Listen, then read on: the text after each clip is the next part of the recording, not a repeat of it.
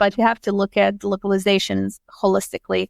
So yeah, if you kind of understand what's the addressable market and the investment that you need to make into localizing the product, if it still makes sense to go into that market, then the expansion is just pure logic.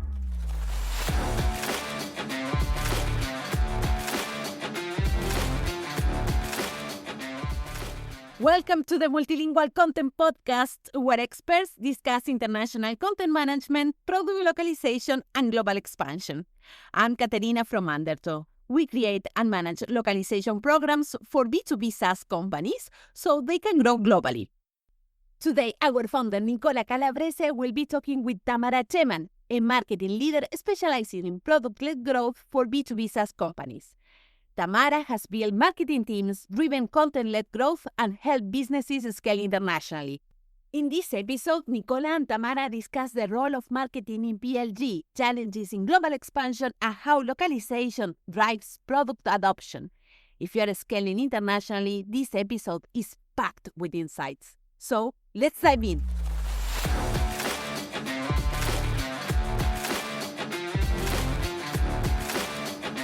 Hello, Tamara, and welcome to the Multilingual Content Podcast. How are you today?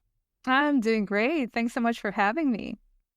Oh, it's a pleasure to have you here. And today we're going to talk about marketing and PLG for B2B SaaS and international expansion. But before we jump right into the topic, would you mind introducing yourself a little bit and tell us about your professional journey? Yeah, absolutely. My professional journey has been anything but linear. Right now, I'm a 3 times marketing director. I work with B2B SaaS companies, specifically who follow the product-led growth to market strategy. And I actually started in marketing in a very unorthodox way. I was a copywriter, then I kind of rolled into content production, and then I started working as a marketing generalist. One of my first management projects was actually Voice of the Customer program for Microsoft, first in Central and Eastern Europe, then a little bit of Western Europe, and then I was sent to Singapore to launch the Voice of the Customer program. So the topic of localization is very, very near and dear to my heart. Right now, I am working as a consultant. I work with companies that are already product-led or are looking to expand and build product-led into their go-to-market model. And a lot of them are coming to me because they have either hit a plateau or they're kind of trying to figure out what to do next. And international expansion is a big, big topic these days. Yeah, and as you said, obviously, when we're talking about like product-led growth and international expansion, how can companies identify which international markets actually product-led growth can work there? It's a good actually strategy to enter a new market. Yeah, absolutely. So there's good news. Good news is that product-led growth really can work in almost any market. If people are digitally literate, so they have computers, they have mobile phones, the chances are product-led growth can work. But for people who are listening who are not really aware of this, for product-led growth to work in any market, you have to have 2 premises. The first premise is that the product itself has to solve a real problem. And bonus point if the audience is aware of that problem, because that makes the go-to-market much, much easier. And the second premise is that the product needs to be ready for product-led growth, meaning that it has to have a relatively intuitive user interface. It has to demonstrate the value to the user and help build the habit. And when I say build the habit, despite popular belief, you don't have to use the product daily for it to be product-led growth. Depending on what kind of product you're solving, maybe you're solving some tax compliance. Well, it can be monthly. It doesn't have to be weekly even, but it helps to have a rhythm, because that rhythm of experiencing the value at a regular pace is actually what solidifies the usage. And that's in product-led growth, that's everything. Acquiring the right type of customers and then retaining them for as long as possible. So those are the 2 premises. Now that we have that down, considering that you have these 2 premises down, you can go a little bit further into the rabbit hole and think about this. When you're looking into expanding into a new market, you have to understand that particular market. You have to understand, are you entering the entire region or are you entering a specific country? You have to understand the total addressable market or total serviceable market. You have to understand the competitive landscape. What are the alternatives that exist in the market that you're going to go against? And then less obvious, you have to think about the pricing, because in a lot of cases, I think that a lot of companies kind of forget to gauge if the purchasing power in the country where you're trying to expand to is similar or higher or lower than the purchasing power based on which you have already created the pricing. So the pricing has to be adjusted. And then, of course, you need to assess the need to localize the material. And when I say localize the material, I'm not just talking about language. I am talking about the colors, the design, the onboarding experience, the level of hand-holding that you do inside and outside the product.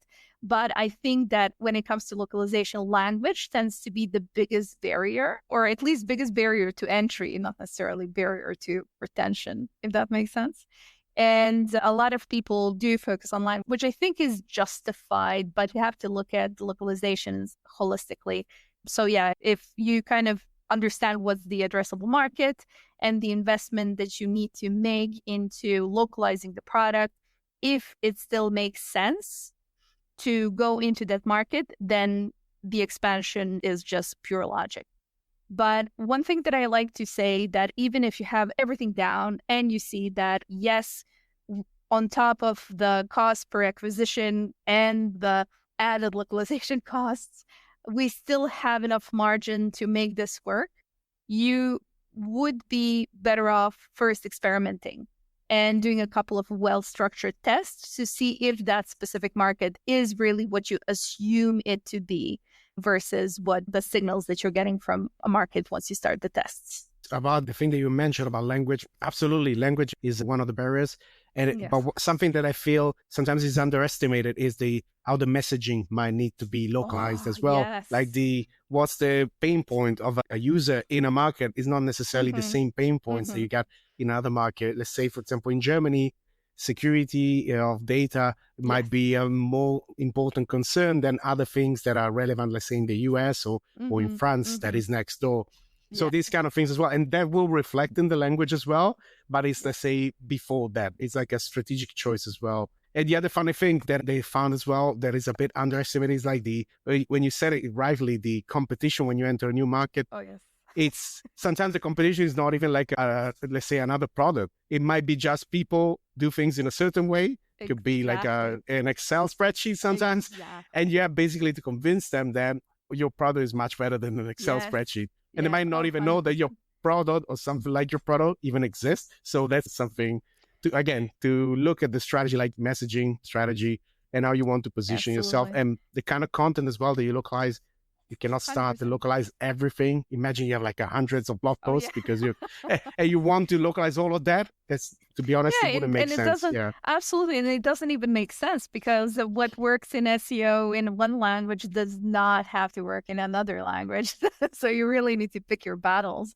But when it comes to what you said about the localization of the messaging, I love that. And that's a really, really good point because I think that people underestimate how perception of value changes from country to country. So I know that a lot of startups, especially startups when they're first kind of emerging and they're like, oh, we're Miro for banana sellers or whatever. They like to compare themselves to an existing big company. And I kind of have to rein some people in and be like, okay, so I know that you think that people understand what you're talking about, but maybe people in that particular country, like you're expanding to Thailand, maybe they have a completely different solution. They have no idea what Miro is. So that's kind of like an oversimplified example where you might be using messaging and positioning that means nothing to people in the country where you're expanding. And you really need to be careful with that for sure. And and as well, like it depends the vertical you're entering in that country. If you're addressing people in manufacturing, that as well changes quite a lot. Some of the strategies that you see, maybe your colleagues at the different SaaS that they work in let's say a marketing vertical. Yes. Yeah, there's definitely going to be a different conversation, different way of communication, and even channels of communication as well might change. Some social media are really strong in some countries and some other are not. You said SEO. I'm not sure if you want to go down the SEO rabbit hole, but Google is not the search engine everywhere. So that's another consideration to keep in mind. Exactly. Such a good point. And also, when it comes to competitors, the biggest competitor that you have is doing nothing. Right? A lot of people are like, who are our competitors? And they're trying to figure out the 5 companies that they're competing against. But status quo is your biggest competitor. So you need to go into the market with the awareness that you're not only trying to get people to sign up to your platform, but give them the reason that it's worth even trying. Right? So that's why it's kind of like, okay, so you need to understand who the competitors are and how your solution is better for that specific problem that's very nuanced in that specific market. And sometimes like the messaging might be exactly the same because designers everywhere are facing the same issue. But if the product is a little bit more technical, a little bit more complex in a highly regulated field specifically, you're going to actually have a pretty hard time nailing down the messaging. So you need to go through the same system of testing the messaging and making sure that people are attracted to it, that they're converting. So exactly the same thing that you do with your original positioning, whatever it is, whether it's English or a different language. Yeah, and this is like a point, at least for me, important to stress that now with AI, it might look like super easy to enter a new market. It definitely helps. It definitely speeds things up. But all like the strategy and teamwork and people and processes, they're still like the key. Like AI is going to accelerate some stuff, but if you don't have the basics, you don't have a clear strategy. It's probably not going to work that well, to be honest. Yeah, exactly. And I'm a big supporter of practical application of AI.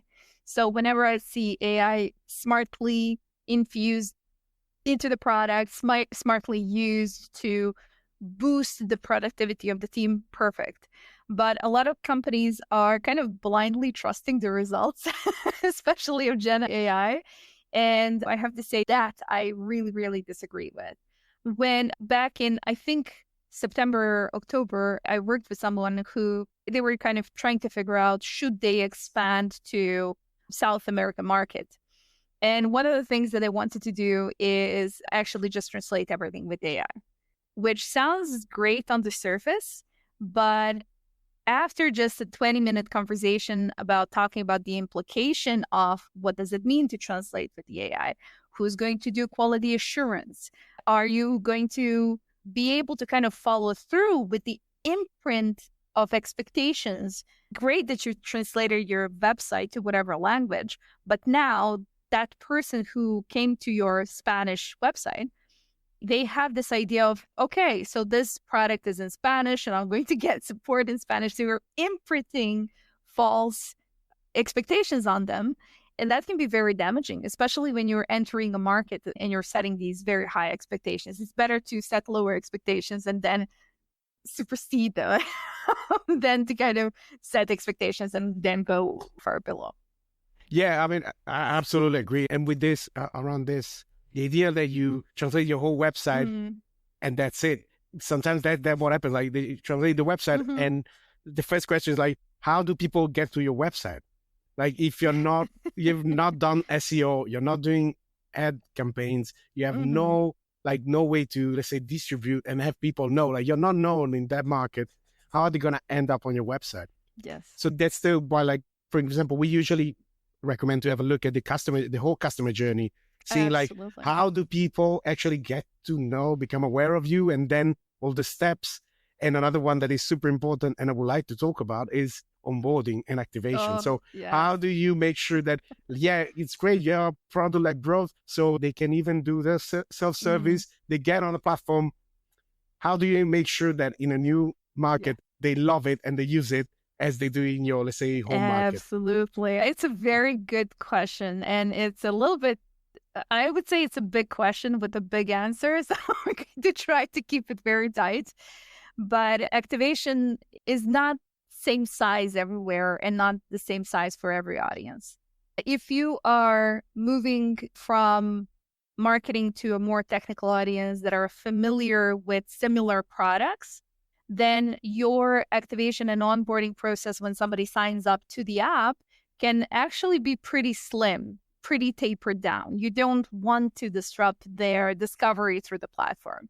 There are a million different small video editing apps, and people in any market are going to be able to kind of figure out how it works just because they're familiar with other solutions similar to it. So everybody uses the similar iconography, similar words. So people are going to have an easy time finding stuff without stumbling in the dark. But if you're moving into a market where there's specifically maybe a competitor is not very similar to yours, maybe a competitor is what you said, like a spreadsheet, a completely different implementation of a solution, you have to think about how easy will it be for a person coming into the platform to figure out what's the right next step for them. So luckily, you have plenty of tools. Pendo is one of them. AppQs is one of them that allow you to build custom onboarding. And you can actually make it pretty contextual. And for AppQs, 100% sure of this, that you can actually localize it. So you can create multiple streams of onboarding in different languages and even have a different stream in terms of number of steps that people go through. So if you're entering a market where more education is needed, maybe you're going to add more steps. If you're entering a market where actually there's a solution that's very famous and you have like 5 steps, you might actually choose to remove steps from your onboarding process. And that is really the best way to start the activation, is the moment that person comes into the platform, that they actually have a personalized, localized experience based on where they are. Sorry to interrupt your listening, but do you want to grow your B2B SaaS in international markets? Because every country is different, and what users value in one market doesn't necessarily matter in another one. At Undertow, we help B2B SaaS companies like yours succeed in their international expansion. We create customized localization strategies that address the unique challenges of each market. In this way, you can effectively attract, engage, and convert customers worldwide. Visit undertowlanguages.com to find out more. And now back to the show. That was a really good answer, and you kept it in a very short amount of time. That's great. And actually, once you get users in a new market, it's great. You start having them using the platform. What are your recommendations around like gathering and using the feedback from users in the new markets to improve the product and improve the experience they have? Absolutely. So I think that the absolutely best way to get any type of user feedback is going to be interviews. But again, interviews in a market where you don't necessarily have an in-house full-time representative who can lead the conversation, it can be a little bit tricky. So you have to be creative, especially if you are still in the process of experimentation. What you can do is leverage the whatever tool you're using for the onboarding. Let's say I'm going to stick with Pendo and AppQs as examples. These are 2 of my favorites. You usually have within these onboarding apps, you have the NPS score, which is the Net Promoter Score, which I absolutely hate for a very, very good reason, which is a lot of people just use it for how happy are you with the product? Give us a score from 1 to 10. But if you use it creatively and actually think about this, okay, we're introducing a new walkthrough for people in a language that they speak. We're not 100% sure if things are clear. What if we set up the flow to be onboarding step 1, step 2, step 3, they finish it or they kill it with an X, the NPS pops up, but instead of how happy are you, it actually asks, how clear was this onboarding? So very, very targeted, specific, contextual feedback when they're still in the process of onboarding. Because if you're kind of following up 2 weeks from now, they're not going to care or remember. So it's best to kind of hit them when they're exactly at the time of doing the actual steps. The second is, of course, looking at what they do versus what they say, because I love our users. Our users make the world go round, but a lot of people are going to say one thing and then do a different thing.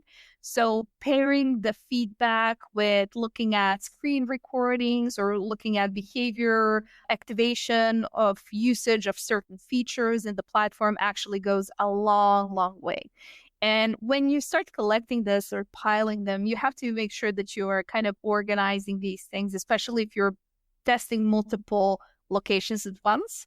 You have to kind of capture it and organize it based on the location, the audience type, before you present it back to the product team or engineering, whoever is going to kind of go through the next step of analyzing the results, because it can be very confusing because what works or doesn't work in one region might be completely the opposite in the other.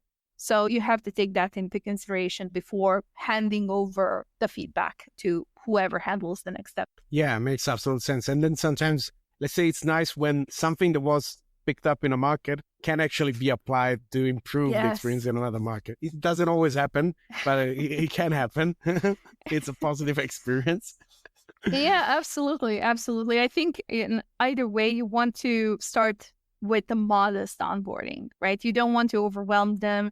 You don't want to kind of create a forest of boxes that they need to check before they start evaluating the product.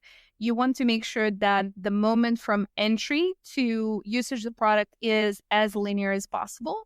So either way, you want to always go back and see, how can I make this onboarding shorter? How can I kill some of the boxes? One thing that I like to suggest to companies that are entering larger markets, for example, okay, so they're translating all of their products into Spanish, hiring a local person or Spanish-speaking person who specializes in user interface design goes a long way, because they can actually help you optimize the user interface for onboarding, so you don't have to rely so much on the onboarding steps from, for example, Pendo and AppQs. Yeah, and I mean, that connects to a topic that I really like, that is testing, localization testing, and making sure that the actual user experience is good, because the translation might be correct, but the experience is not great because of the various ways it's done during localization. And when you actually try to do things, you realize, actually, this step is not as clear as we thought. Yeah. Yes. 100%. Especially because there might be some like cultural differences as well on how people are used to do things in certain kind of apps, let's say. Yeah, exactly. And it kind of goes back to finding the balance of what you can edit versus what you really can't, because it's kind of a core function of your platform and maybe it's not really worth it. And that's where we go back to what I mentioned. You have to analyze if the localization is cost effective, essentially, and how deep you can go with localization.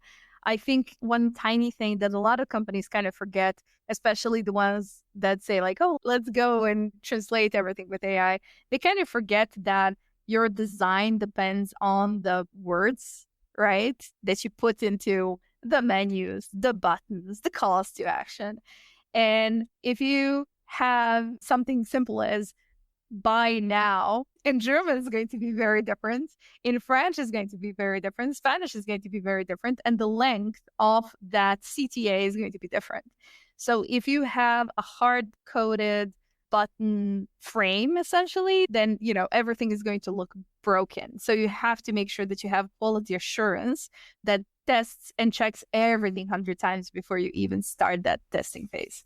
And I will add that actually you can do what is called pseudo localization before you actually translate. Basically what it does, it replaces the strings of text with like still strings of text, but like adding special character, making them longer. So you can just like, maybe like most of the times with localization, your strings are going to be like between 30 and 50% longer. So you might go like 40% longer. And then you can test if let's say you're localizing in languages like Chinese, you double check that the encoding, the script is going to be visible, like correctly displayed. Right to left languages like Arabic and Hebrew, you can see things work technically, because that's a completely different beast. It's like very, very, very technical issues that might pop up there. So absolutely. That's something, pseudo localization and then testing. Yeah, those two steps are so underestimated, I think. Yeah. Yeah, it's such an easy way to check if something is going to break. For a lot of companies, I think the way that they build user interface is pretty rigid. So when you kind of point out that they might have to reconsider the width of their sidebar or the width of the menu items, if you have like designers who are really, really good, they're going to just think about it intuitively and they're going to help you fix it or help you figure it out.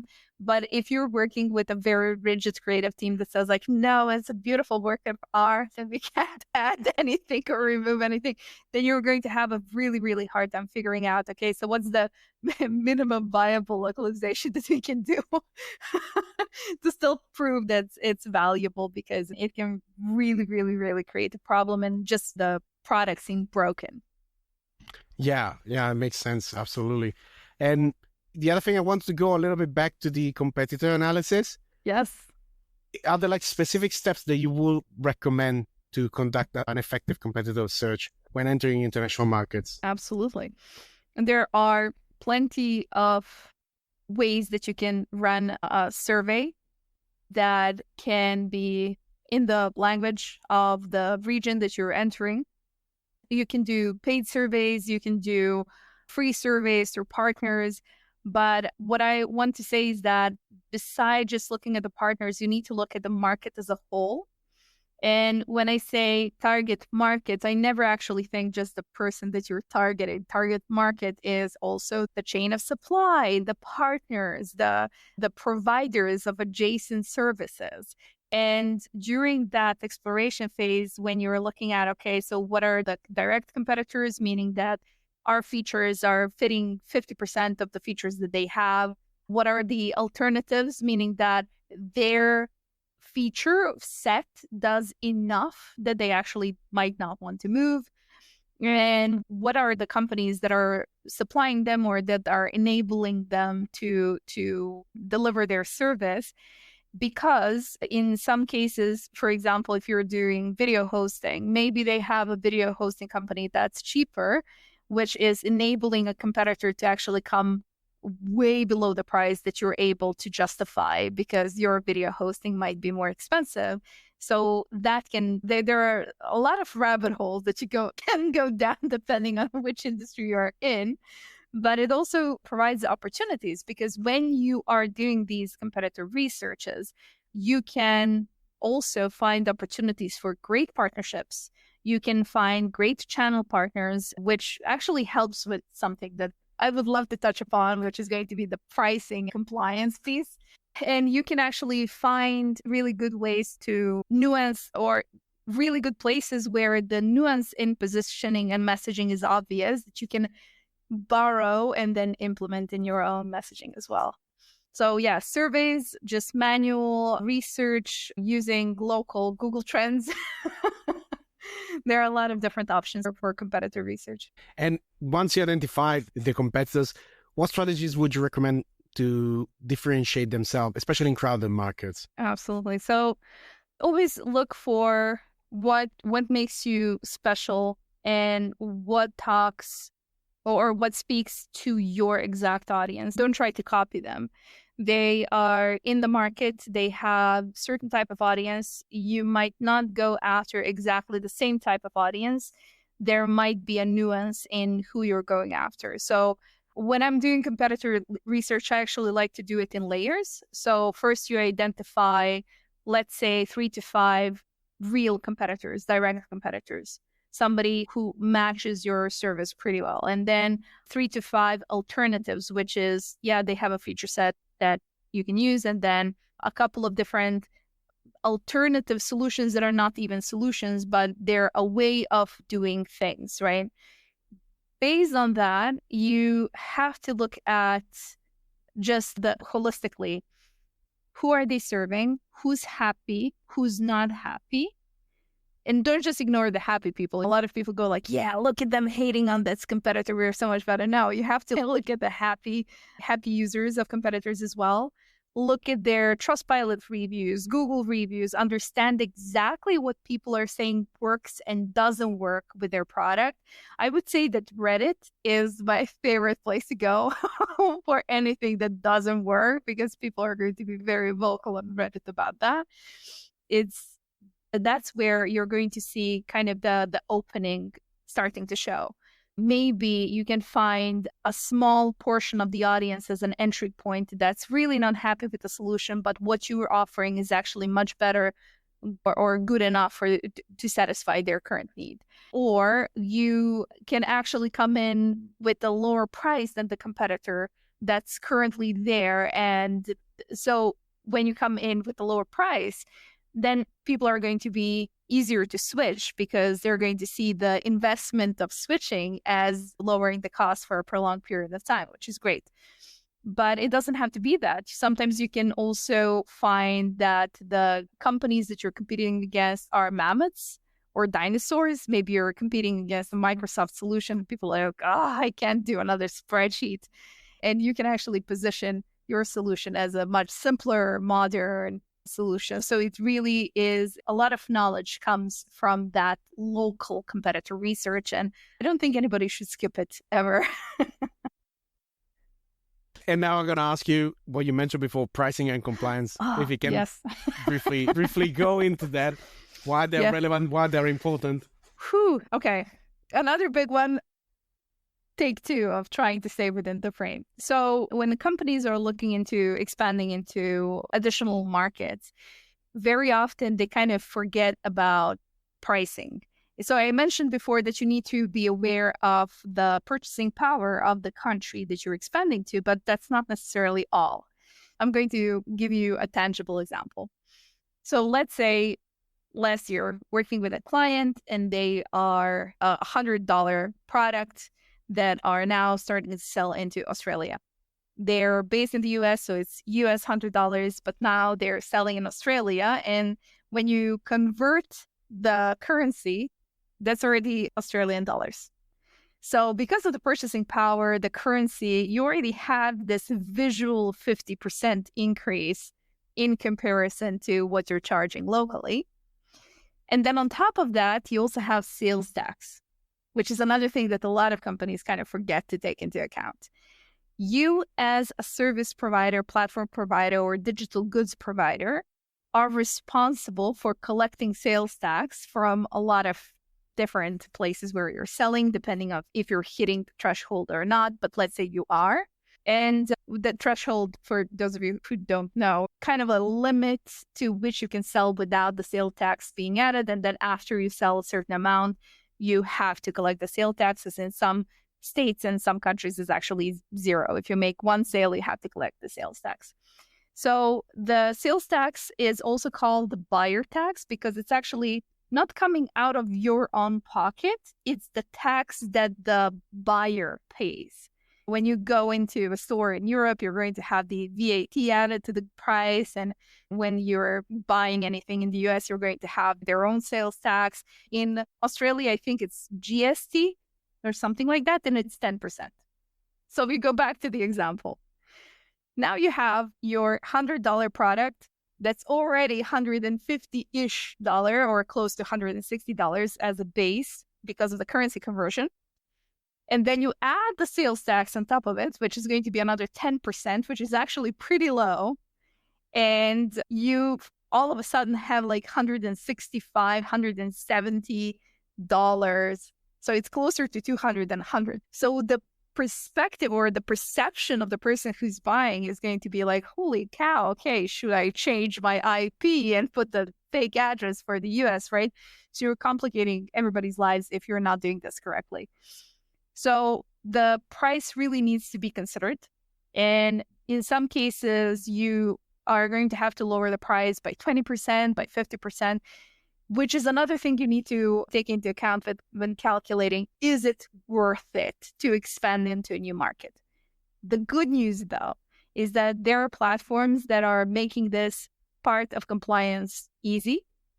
And when I said that you as a provider, you're responsible for paying that tax back to the country from which the purchase came from.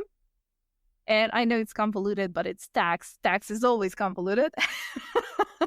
But it's your responsibility. And if you fail to meet the responsibility, you can actually pay quite a lot of penalties. So you not only need to be aware of which countries you're selling into, are you over the threshold, and if you are collecting the tax, but you also need to figure out a way to pay the tax back, right? So luckily, tools like Stripe, they're already doing this calculation where they automatically calculate how much you might be owing to a specific country, which helps with the later paybacks to the countries of the tax that you collected. And then there are tools like Paddle, for example. They actually allow you to register.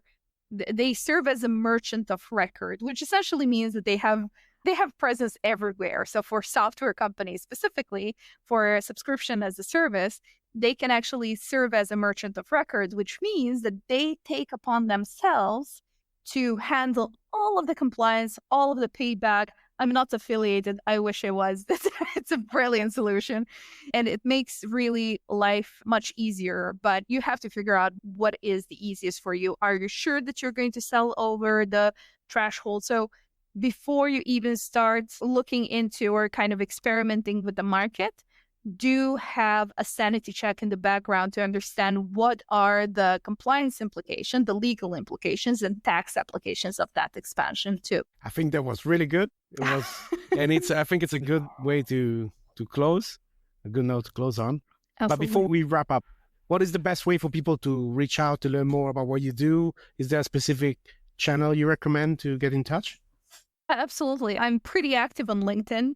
You're going to find me with my beautiful profile picture. It's unmissable. Find me there. Feel free to add me as a connection. I'm sure we can share a link somewhere. And then if you want to learn a little bit more about working with me, I have a couple of pages that are going to go out in a couple of days on my website. So it's practical-marketer.com. Thanks for joining us today. The Multilingual Content Podcast is powered by Undertow. We help B2B SaaS companies grow in any language. Get in touch if you want to know more. If you enjoyed today's episode, make sure to subscribe so you don't miss any new episode. If you want to support us, remember to give 5 stars to the podcast. See you next time.